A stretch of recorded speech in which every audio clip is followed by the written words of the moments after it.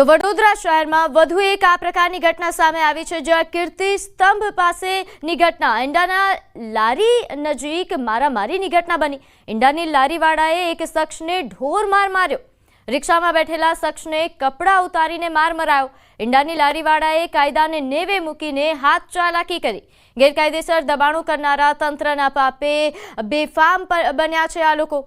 જાહેરમાં મારામારી થતા વાતાવરણ તંગ બન્યું હતું। મારામારી કયા કારણોસર થઈ તે અંગે હજુ સુધી કોઈ સ્પષ્ટતા થઈ શકી નહોતી।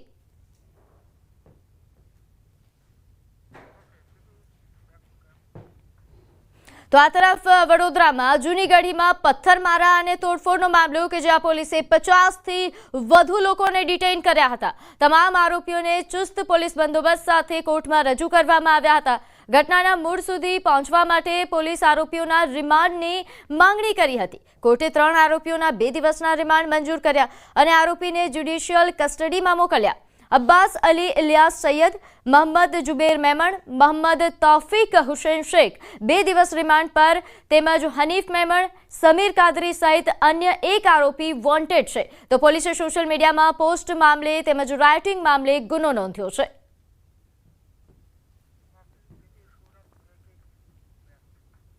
તો આ તરફ સુરતમાં ઉપદેશ રાણાની કારમાં અજાણ્યા શખ્સો દ્વારા તોડફોડ કરવામાં આવી। ગોડાદરા વિસ્તારમાં ગેરેજમાં ઊભી કારનો પાછળનો કાચ તૂટેલી હાલતમાં મળી આવ્યો। ઘટના સમયે ઉપદેશ રાણા હૈદરાબાદમાં હાજર હતા। ગેરેજ માલિક ખેતપાલ બાબુસિંહ રાજપુરોહિતે પોલીસમાં ફરિયાદ નોંધાવી। ફરિયાદ મુજબ ઘટના 21 સપ્ટેમ્બર રાત્રે 8:30 થી 9:20 વચ્ચે બની હતી। ઉપદેશ રાણાની સફેદ ટાટા હેરિયર કારમાં તોડફોડ થઈ।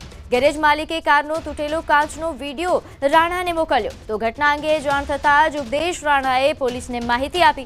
વડોદરા પોલીસે અજાણ્યા ઇસમ વિરુદ્ધ ગુનો નોંધ્યો છે તેમજ ગુનેગારોને શોધવા માટે તપાસ શરૂ કરી છે। તોડફોડ પાછળનો હેતુ હજુ સુધી બહાર આવ્યો નથી। ફરિયાદ 22 સપ્ટેમ્બર સવારે 2:30 વાગે નોંધાઈ હતી, પરંતુ હાલ સાયન્સ સૃષ્ટિ એપાર્ટમેન્ટ જે ગોડાદરામાં ફરિયાદી રહે છે ખેતપાલ રાજપુરોહિત, તે પોલીસે કારને સુરક્ષિત રીતે ગેરેજમાં રાખીને તપાસ શરૂ કરી છે।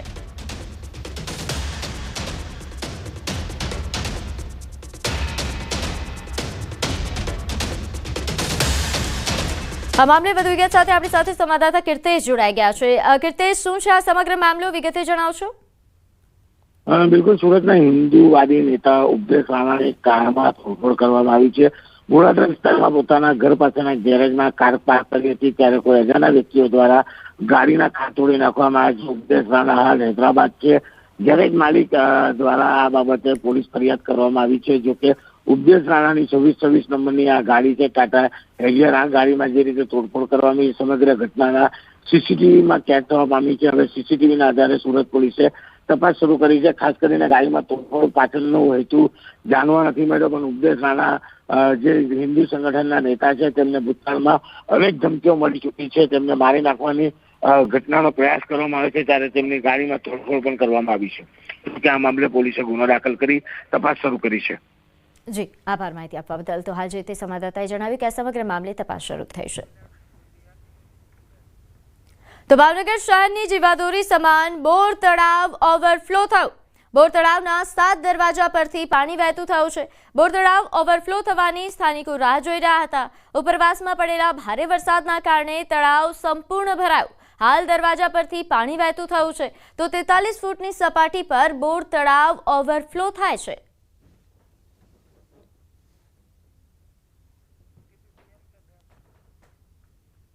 આવનાર દિવસોમાં બનાસ ડેરીની ચૂંટણી યોજાવા જઈ રહી છે, ત્યારે આજે ફોર્મ ભરવાનો છેલ્લો દિવસ છે।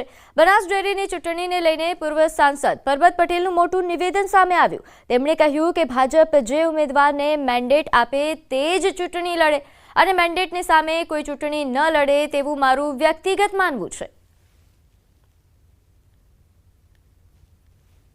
ભારતીય જનતા પાર્ટીનો જે કેન્ડિડેટને મેન્ડેટ મળશે એ જ મારી દ્રષ્ટિએ લડે। મેન્ડેટના સામે કોઈ પણ કેન્ડિડેટ ન લડે, અને મને એવું લાગે છે કે સંપૂર્ણ જિલ્લાનું નિયામક મંડળની ચૂંટણી બિનહરીફ થાય એવો વ્યક્તિગત મારો અભિપ્રાય છે। વાપી અને ખેડામાં રખડતા યમદૂતોનો ત્રાસ, રાહદારીઓ ત્રાહીમામ થઈ ચૂક્યા છે। વાપી અને ખેડામાં રખડતા ઢોરનો ત્રાસ યથાવત છે. વાપીમાં રસ્તા વચ્ચે આખલાઓનું યુદ્ધ જામ્યું, જેમાં વાહન ચાલકો માંડ માંડ બચ્યા, તો ખેડામાં ઢોરે જાણે મહિલાની હત્યાની સોપારી લીધી હોય તેમ તૂટી પડ્યા. ખેડાના મહેમદાવાદ તાલુકાના ખાતરજ ગામેથી ભયાવહ દ્રશ્યો સામે આવ્યા. રખડતા ઢોરના આતંકે તો હવે હદ વટાવી દીધી. ઢોરના ટોળાએ મહિલાને બાનમાં લીધી હતી. આસપાસના લોકોએ ઢોરને માર માર્યો, છતાં ઢોરોનો અત્યાચાર થમ્યો નહીં. આ ખતરનાક વિડીયો હાલ સોશિયલ મીડિયામાં વાયરલ થઈ રહ્યો છે. ખાતરજ ગામમાં દૂધની ડેરી પાસે આ ઘટના બની. ગામમાં આવેલ દૂધ મંડળીમાં દૂધ લેવા આવેલ મહિલાને ઢોરોએ અડફેટે લીધી હતી. હાલમાં મહિલાને ગંભીર હાલતમાં સારવાર માટે ખાનગી હોસ્પિટલમાં ખસેડાઈ છે. આ વાયરલ વિડીયોને લઈને સવાલ ઉઠી રહ્યા છે કે ક્યારે થમશે આ રખડતા ઢોરનો આતંક. આ તરફ વાપીમાં રખડતા પશુઓનો ત્રાસ યથાવત છે.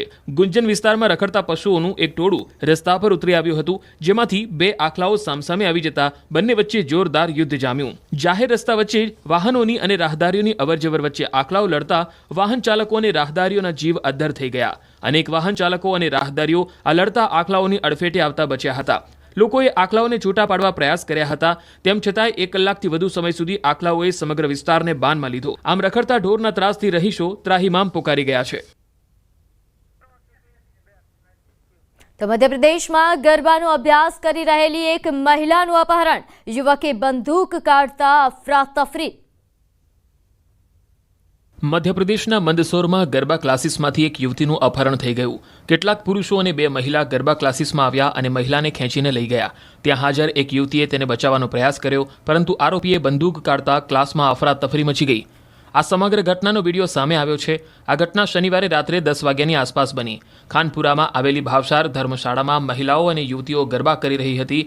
4 યુવકો અને 2 યુવતીઓ આવી પહોંચ્યા અને ગરબા કરી રહેલ મહિલાને પકડી લીધી. તેમણે તેને લઈ જવાનો પ્રયાસ કર્યો. ત્યાં હાજર બધા ડરીને ભાગી ગયા. ફક્ત એક યુવતી તેને બચાવવા આગળ આવી, પરંતુ આરોપી મહિલાઓએ તેને ધક્કો મારીને હુમલો કર્યો. બાદમાં પોલીસને જાણ થતાં નાકાબંધી ગોઠવી અને ચેકિંગ દરમિયાન મહિલા મળી આવી. પ્રાથમિક તપાસમાં આરોપીઓ મહિલાના પરિવારથી જ હતા. મહિલા લિવ ઇન રિલેશનશીપમાં રહેતી હોવાથી અપહરણ કર્યું હોવાનું સામે આવ્યું. સમગ્ર મામલે 7 આરોપીની ધરપકડ કરી લેવાઈ.